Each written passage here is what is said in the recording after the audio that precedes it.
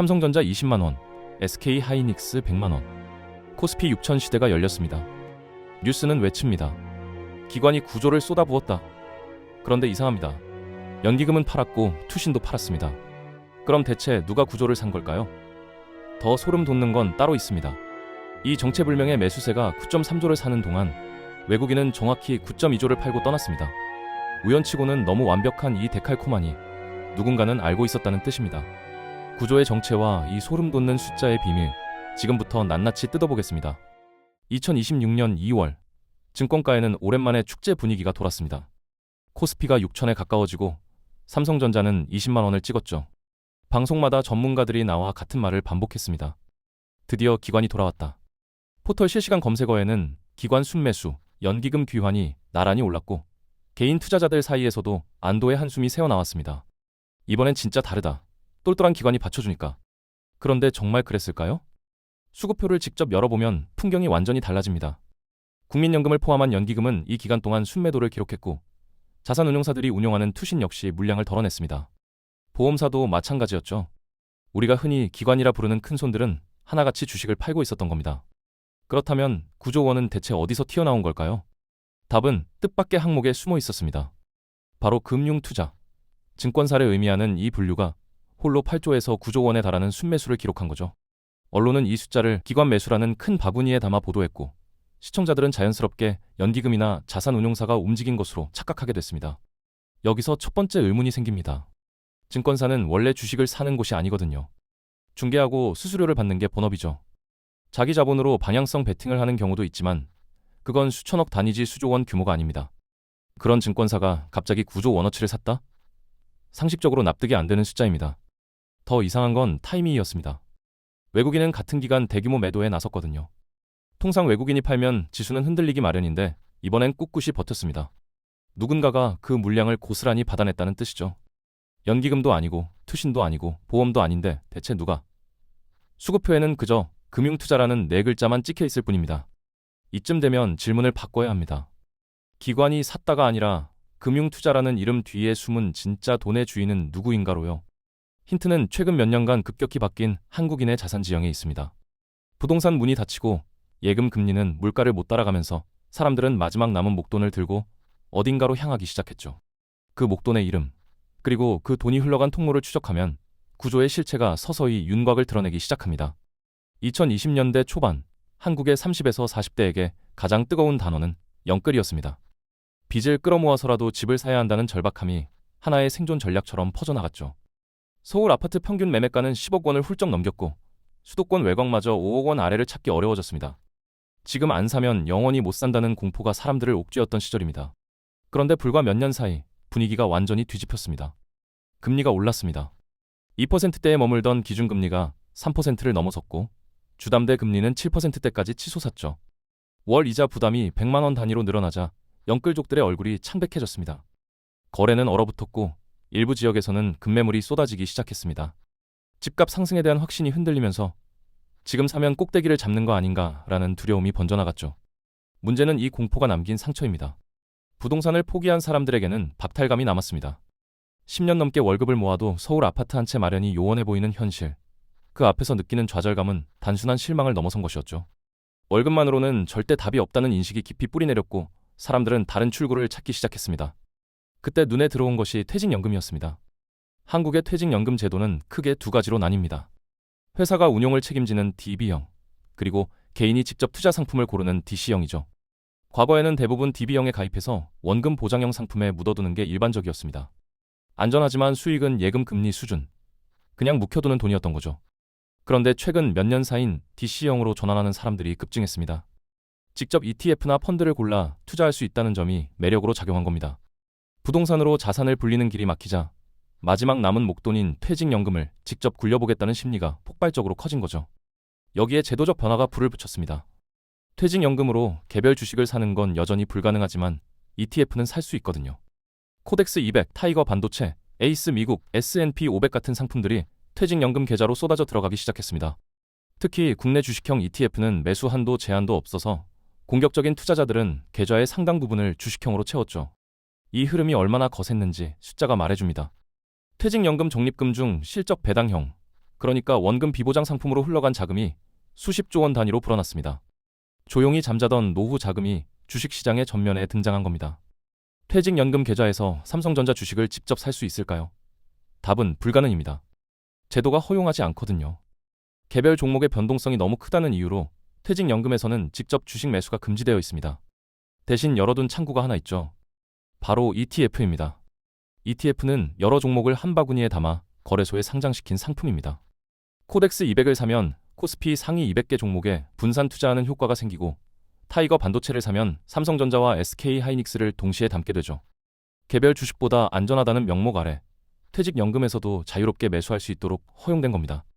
여기까지는 상식적인 이야기입니다. 문제는 그 다음에 벌어지는 일이에요. ETF는 주식과 달리 만들어지는 상품입니다. 수요가 늘면 운용사가 새로운 ETF 좌수를 찍어내야 하고, 그러려면 실제로 기초자산, 그러니까 삼성전자나 SK하이닉스 같은 주식을 시장에서 사들여야 하죠. 이 과정에서 핵심적인 역할을 하는 게 LP, 유동성 공급자입니다. 대부분 증권사가 이 역할을 맡고 있어요. 작동 원리는 이렇습니다. 개인 투자자가 퇴직연금 계좌에서 코덱스 200 매수 버튼을 누릅니다. 그 순간 LP인 증권사는 시장에서 코스피 200 구성 종목들을 사들여 ETF 바구니를 채워 넣어야 하죠. 의무입니다. 선택이 아니에요. ETF 가격과 기초자산 가격 사이에 괴리가 생기면 차익 거래가 발생하기 때문에 LP는 기계적으로 움직일 수밖에 없는 구조거든요. 이제 숫자가 설명되기 시작합니다. 개인들이 퇴직연금으로 수조 원어치 ETF를 사들이면 그 뒤에서 증권사들은 같은 규모의 주식을 시장에서 매수하게 됩니다. 이게 거래소 수급표에는 어떻게 찍힐까요? 금융투자 순매수로 잡히죠. 증권사가 산 거니까요. 하지만 그 돈의 원천은 증권사 자기 자본이 아닙니다. 개인들의 퇴직연금이에요.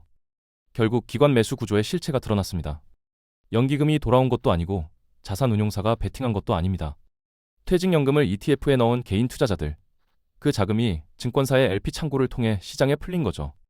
기관이 개인을 받쳐주는 게 아니라 개인이 개인을 떠받치는 구조입니다. 스스로를 부양하는 셀프 랠리. 그게 지금 코스피 6000의 민낯이에요. 착시는 여기서 끝나지 않습니다. 이 돈이 들어오는 동안 반대편에서는 누군가가 조용히 빠져나가고 있었거든요. 숫자 하나를 보여드리겠습니다.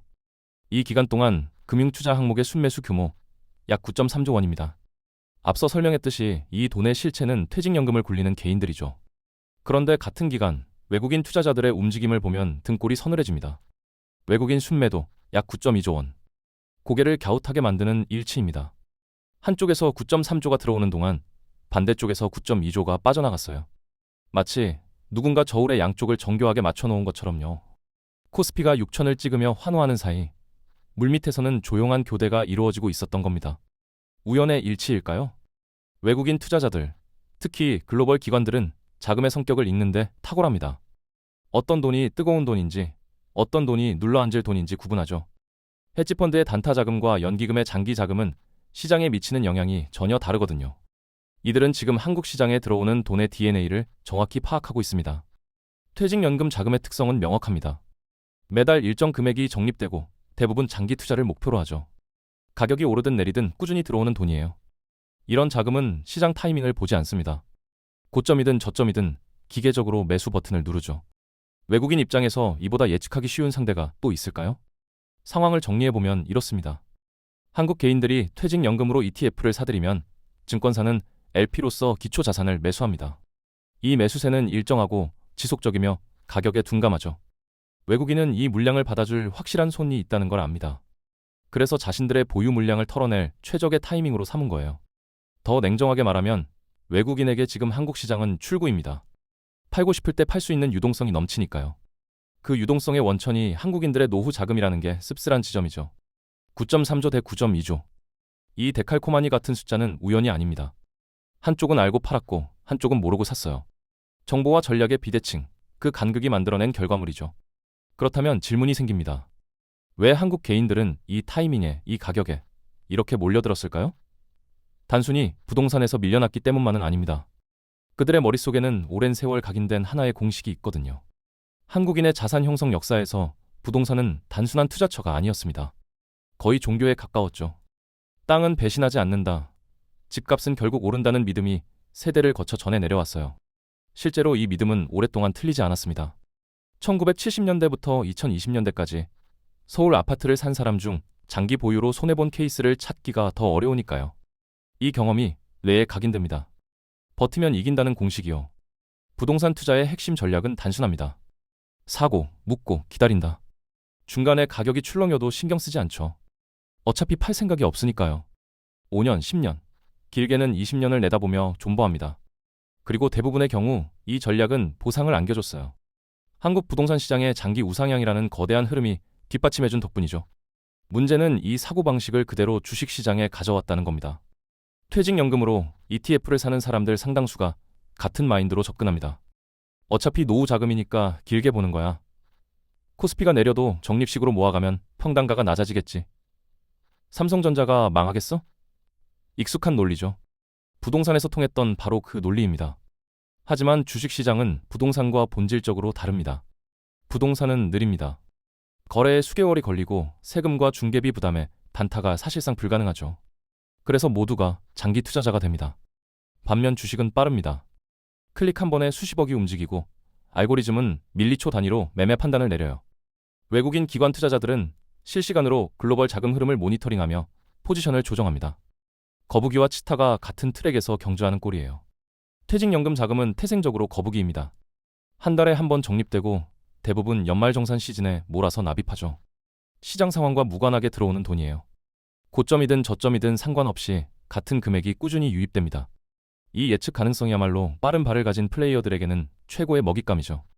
외국인들은 압니다. 이 자금이 가격을 따지지 않는다는 걸요. 오르면 오르는 대로, 내리면 내리는 대로 묵묵히 사들인다는 걸요. 그래서 자신들이 팔고 싶을 때 팔 수 있는 거예요. 받아줄 사람이 항상 대기하고 있으니까요. 장기 투자니까 괜찮아 라는 말, 부동산에서는 맞았습니다. 하지만 주식시장에서 이 말은 나는 가격을 신경 쓰지 않겠다는 선언과 같아요. 그리고 가격을 신경 쓰지 않는 사람은 반드시 비싼 값을 치르게 되어 있죠. 지금 코스피 6000에서 퇴직연금을 붓고 있는 사람들, 과연 얼마나 버틸 수 있을까요?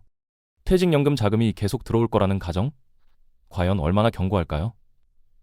지금의 유입세는 몇 가지 전제 위에 서 있습니다. 부동산 시장의 침체, DC형 전환분, 그리고 주식시장에 대한 막연한 기대감이죠. 이 중 하나라도 흔들리면 자금 흐름은 급격히 달라질 수 있어요. 시나리오 하나를 그려봅니다. 부동산 시장이 다시 꿈틀거리기 시작합니다. 금리가 정점을 찍고 내려오면서 매수 심리가 살아나죠. 지금이 바닥 아닌가? 라는 말이 돌기 시작하고 관망하던 사람들이 하나둘 움직입니다. 퇴직연금에 묻어뒀던 돈 해지하고 싶어지겠죠. 아파트 계약금으로 쓰고 싶을 테니까요. 또 다른 시나리오도 있습니다. 주식시장이 흔들리는 경우에요. 코스피가 5,500 아래로 내려앉고 삼성전자가 15만 원대로 밀리면 어떻게 될까요? 장기 투자를 외치던 사람들의 확신이 균열을 일으키기 시작합니다. 손실이 20%를 넘어가면 심리적 저항선이 무너지거든요. 일단 손절하고 나중에 다시 들어가자는 마음이 고개를 듭니다. 어떤 경로든 결과는 비슷합니다. ETF 환매가 시작되는 거죠. 여기서 아까 설명한 LP 메커니즘이 역방향으로 작동합니다. 개인이 ETF를 팔면 증권사는 보유하고 있던 기초자산을 시장에 내다 팔아야 해요. 살 때 자동으로 샀듯이 팔 때도 자동으로 팔립니다. 의무니까요. 유입될 때는 기관 매수로 포장됐던 그 물량이 빠져나갈 때는 기관 매도로 둔갑합니다. 뉴스 헤드라인이 바뀌겠죠. 기관마저 이탈, 투심 급냉. 실체는 똑같아요. 개인 자금의 거울일 뿐인데 들어올 땐 영웅이었다가 나갈 땐 배신자가 되는 겁니다. 진짜 문제는 그 다음입니다. 이 매도 물량을 누가 받아줄 건가요? 외국인은 이미 떠났습니다. 구조 원어치를 팔고 나간 그들이 다시 돌아와서 한국 주식을 받아줄 이유가 없어요. 연기금? 애초에 이번 상승장에서도 팔고 있었죠. 투신이나 보험도 마찬가지입니다. 받아줄 주체가 없는 상태에서 기계적인 매도가 쏟아지면 주가는 수직 낙하합니다. 플래시 크래시라고 들어보셨나요? 순간적으로 유동성이 증발하면서 지수가 급락하는 현상이에요. 2010년 미국 시장에서 다우 지수가 몇 분 만에 1000포인트 가까이 빠졌던 적이 있습니다. 알고리즘 매매가 연쇄적으로 작동하면서 벌어진 일이었죠. 지금 한국 시장의 구조도 크게 다르지 않아요.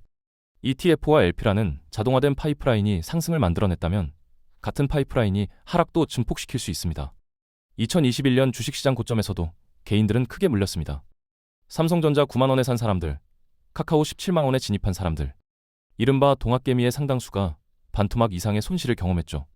당시에도 고통스러웠지만 그때와 지금은 질적으로 다릅니다. 2021년의 돈은 대부분 여윳돈이거나 빚이었어요. 주식 투자 열풍에 휩쓸려 마이너스 통장을 끌어쓰거나 저축해둔 비상금을 털어넣은 경우가 많았죠. 물론 손실이 아프긴 했습니다. 하지만 생활 기반 자체가 무너지는 건 아니었어요. 월급은 계속 들어왔고 빚은 시간을 두고 갚아나갈 수 있었습니다. 젊은 층은 수업료 냈다고 자조하며 다시 시작할 여력이 있었죠. 지금 들어오는 돈은 성격이 완전히 다릅니다. 퇴직연금이에요. 20년, 30년 직장 생활의 결과물. 노후를 담보로 한 마지막 안전망이죠. 이 돈이 녹아내리면 다시 모을 시간이 없습니다. 40대 후반, 50대 초반의 직장인이 퇴직연금에서 손실을 보면 그건 단순한 투자 실패가 아니에요. 인생 설계 전체가 흔들리는 거죠. 더 잔인한 건 이 사람들의 맥락입니다. 부동산을 놓쳤습니다. 2010년대 중반에 집을 살 수 있었던 기회, 2020년 초 마지막 영끌 타이밍. 여러 이유로 올라타지 못했죠. 자금이 부족했거나 확신이 없었거나 타이밍을 놓쳤거나 어쨌든 결과는 같습니다. 서울 아파트는 손에 닿지 않는 곳으로 멀어졌고 남은 건 자산 격차에 대한 박탈감뿐이었어요. 그 박탈감이 퇴직연금을 주식시장으로 밀어넣었습니다. 부동산은 놓쳤지만 주식이라도 제대로 굴려서 만회해야지. 절박한 심정이었을 거예요. 문제는 그 타이밍이 코스피 6000 역사적 고점 부근이라는 겁니다. 시나리오를 끝까지 밀어붙여 봅니다. 주식시장이 조정을 받습니다. 20%, 30% 하락하면 퇴직연금 계좌는 처참해지겠죠. 공포에 질린 투자자들이 손절을 시작하고 앞서 설명한 영 메커니즘이 작동하며 낙폭이 커집니다. 결국 계좌에는 원금의 절반도 남지 않아요. 집은 비싸서 못 샀습니다. 퇴직금은 주식 설거지로 날렸습니다. 대한민국 4050 세대가 마주할 수 있는 가장 끔찍한 결말이에요. 자산도 없고 노후 자금도 없는 상태로 60대를 맞이하는 거죠. 이중 파산이라 불러도 과언이 아닙니다. 부동산 사다리에서 밀려난 좌절감이 결국 마지막 남은 밧줄마저 끊어버리는 결과로 이어지는 거예요. 코스피 6000의 이면에는 이 잔인한 가능성이 도사리고 있습니다. 그렇다면 이 판에서 살아남으려면 무엇을 봐야 하고 어떻게 움직여야 할까요? 첫 번째, 수급표를 다시 읽는 법을 배워야 합니다. HTS나 MTS에서 투자자별 매매 동향을 열면 여러 항목이 보이죠. 연기금, 투신, 보험, 금융투자, 외국인. 대부분의 개인 투자자들이 금융투자 순매수를 보고 기관이 사내내라며 안심합니다. 이제 그 함정을 아시잖아요. 금융투자 항목은 무시하세요. 어차피 여러분 자신의 그림자일 뿐이니까요. 대신 외국인 동향만 집중해서 보세요. 외국인이 3거래일 연속 순매수로 돌아서는지, 그 규모가 유의미한 수준인지. 이 신호가 나오기 전까지 현재의 상승은 신기루에 가깝습니다. 외국인 자금이 복귀하지 않은 랠리는 지속성을 담보할 수 없어요. 두 번째, 퇴직연금 계좌를 점검하세요. DC형으로 전환해서 주식형 ETF 비중을 70%, 80%까지 끌어올린 분들 계시죠? 공격적인 포트폴리오가 나쁜 건 아닙니다. 다만 타이밍의 문제예요. 지수가 역사적 고점 부근에서 맴도는 지금, 공격수보다는 골키퍼가 필요한 시점입니다. 채권 혼합형 펀드나 TDF, 타겟 데이트 펀드로 일부 비중을 옮기는 걸 고려해보세요. TDF는 은퇴 시점에 맞춰 자동으로 주식 비중을 줄여가는 상품이에요. 완벽한 해답은 아니지만 최소한 절벽에서 떨어지는 속도를 늦춰줄 수 있습니다. 세 번째, 심리를 점검하세요. 부동산에서 놓쳤으니 주식에서 만회해야 한다는 생각. 이게 가장 위험한 마인드입니다. 조급함은 판단력을 흐리게 하고 흐린 판단은 최악의 타이밍에 최악의 선택을 하게 만들죠. 시장은 도망가지 않습니다. 기회는 또 옵니다. 하지만 노후 자금을 날리면 그건 되돌리기 어려워요. 냉정하게 생각해보세요. 외국인들이 왜 이 가격에 팔고 있을까요? 그들은 바보가 아닙니다. 글로벌 자금 흐름을 누구보다 잘 읽는 사람들이에요. 그들이 떠나는 자리에 내 퇴직금을 채워 넣는 게 현명한 선택인지 스스로에게 물어봐야 합니다. 코스피 6000은 축제가 아닐 수 있습니다. 누군가에게는 출구이고 누군가에게는 입구인 이 교차로에서 여러분이 어느 쪽에 서 있는지 명확히 인식해야 해요. 숫자의 착시에 속지 말고 돈의 흐름을 읽으세요. 여러분의 퇴직금은 누군가의 현금화를 도와주는 유동성이 되기엔 너무 소중한 시간의 무게입니다. 오늘 영상이 유익하고 재밌으셨다면 구독과 좋아요 부탁드리겠습니다. 영상 제작에 큰 힘이 됩니다. 다음 영상에서 뵙겠습니다.